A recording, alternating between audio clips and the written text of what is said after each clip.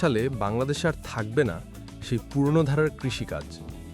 জায়গা স্বল্পতা, জনসংখ্যা বৃদ্ধি আর রোবোটিক্সের অদ্ভুত উন্নয়ন সব মিলিয়ে পাল্টে যাবে পুরো কৃষির চিত্র।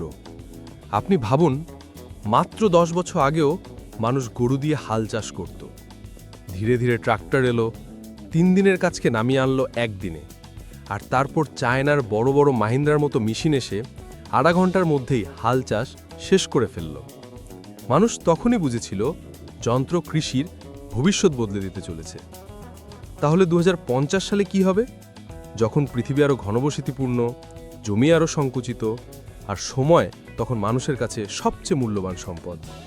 স্বাভাবিকভাবেই কৃষিতে হাল চাষ থেকে চারা রোপণ পর্যন্ত সব কিছুই হয়ে যাবে রোবোটিক মেশিনের মাধ্যমে।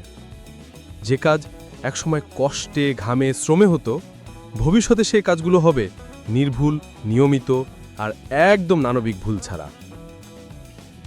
ভাবুন, একটি ভোর, কৃষকের মাঠ আর সেই আগের সমতল জমি নয়, এখন কৃষি জমি উঠে গেছে কয়েক তালা ওপরে। মহাসড়কের পাশে, গ্রামে, এমনকি শহরের মাঝেও দেখা যাবে আকাশচুম্বী সবুজ টাওয়ার, যেখানে প্রতিটি তলায় শাকসবজি, ধান, গম, ফল সব কিছুর জন্য নিখুঁত পরিবেশ তৈরি করা। মাটির পরিমাণ কম, কিন্তু উৎপাদন কয়েক গুণ বেশি। ধুলোবালি নেই, বৃষ্টির ধাক্কা নেই, এলোমেলো পোকামাকড়ের আক্রমণ নেই, সব কিছু নিয়ন্ত্রিত, সাজানো আর সম্পূর্ণ স্মার্ট। এই বিশাল কৃষি টাওয়ার বা মাল্টিলেভেল ফার্মগুলো দেখতে যতটা সুন্দর, ততটাই বুদ্ধিমান। প্রতিটি স্তরে ঘুরে বেড়ায় ছোট ছোট এআই রোবট। কেউ মাটি স্ক্যান করছে কোন তলায় কতটুকু আর্দ্রতা আছে, কেউ ফসলের পাতা ছুঁয়ে বুঝে নিচ্ছে রোগের সম্ভাবনা আছে, আবার কেউ আলো ছায়া ঠিকমতো আছে কিনা তা যাচাই করে নিচ্ছে। এক একটি রোবটের আছে এক একটি কাজ। কেউ বীজ বপন করে, কেউ চারা রোপণ করে, কেউ পানি দেয়, কেউ সার ছিটায়, আর কেউ ফসল কাটে। একজন মানুষ যেখানে একসাথে একটা মাছ সামলাতে পারত, 2050 সালে কৃষকে দেখা যাবে তার হাতের ট্যাবলেটে 50টা মাঠ একসাথে পর্যবেক্ষণ করতে। কোনো জায়গায় সমস্যা দেখলেই এআই আগে থেকেই সতর্ক করে দেবে। উত্তর দিকের তলায় আলো একটু কম, চারা দ্রুত বড় হবে না, অথবা দ্বিতীয় তলার গমে নাইট্রোজেন কমে এসেছে, সার প্রয়োগ দরকার। ফসল তখন আর নীরব নয়, যেন কথা বলে। পাতার রং, মাটির গঠন, আর্দ্রতার মাত্রা সব মিলিয়ে রোবট বুঝে নেয় ফসলের শারীরিক ভাষা। এআই তখন কৃষকের কাছে তথ্য পাঠিয়ে বলবে, এই জমি স্বাস্থ্যে পরিবর্তন এসেছে, দ্রুত ব্যবস্থা নিন। আগে যেখানে কৃষককে আন্দাজ করতে হতো কোন দিন পানি দেবেন, কোন দিন সার দেবেন, ভবিষ্যতে এসব সিদ্ধান্ত নেবে বুদ্ধিমান সফটওয়্যার।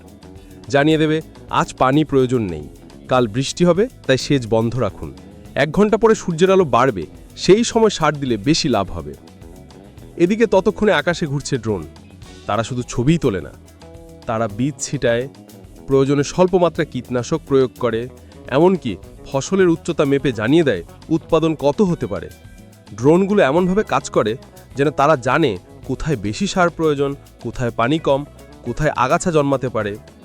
রাতে যখন মানুষ ঘুমায়, এই রোবটগুলো তখন কাজ চালিয়ে যায় নিঃশব্দে। কারো কোনো বিশ্রাম লাগে না, কেউ ক্লান্ত হয় না। তারা নিয়মিত ছন্দে কাজ চালিয়ে যায় ফসলের সেরা পরিবেশ নিশ্চিত করতে। আর মানুষের ভূমিকা কি? শুধু একজন কৃষক নয়, তিনি এখন হয়ে উঠেছেন কৃষি পরিচালক। তার কাজ হলো তথ্য বিশ্লেষণ করা, সিদ্ধান্ত নেওয়া আর সম্পূর্ণ ব্যবস্থাটিকে পরিচালনা করা। মাঠে ঘাম ঝরানো শ্রমিকের পরিবর্তে তিনি এখন data manager, drone operator, AI supervisor. কৃষিতে তখন আর অপচয় নেই। পানি, সার, আলো যা যা লাগে, ঠিক যতটুকু লাগে ততটাই ব্যবহার করা হয়। ফসলের বর্জ্য পুনর্ব্যবহার করে তৈরি হয় বায়োগ্যাস, যা আবার রোবট চার্জিং স্টেশন চালায়। এভাবে কৃষির প্রতিটি ধাপ যুক্ত থাকে একটানা চক্রে, কোনো কিছুই হারায় না। এটাই হবে 2050 সালের বাংলাদেশ, যেখানে কৃষি শুধু উৎপাদন নয়, এটা হবে প্রকৃতি, প্রযুক্তি আর মানুষের এক জাদুকরী মিলন, যেখানে রোবট কাজ করবে, এআই পরামর্শ দেবে, আর মানুষ কেবল সেই সুরের ধারা ঠিক করবে। সবুজ হবে আরও সবুজ, উৎপাদন হবে আরও দ্রুত, আর কৃষকের জীবন হবে অনেক সহজ, অনেক সুন্দর। বাংলাদেশ তখন শুধু খাদ্যে স্বয়ংসম্পূর্ণ নয়, বিশ্বে দেখাবে স্মার্ট কৃষির এক নতুন পথ। একটা পথ যা জন্ম নেবে বাংলার মাটিতে আর ছড়িয়ে পড়বে পুরো পৃথিবীতে।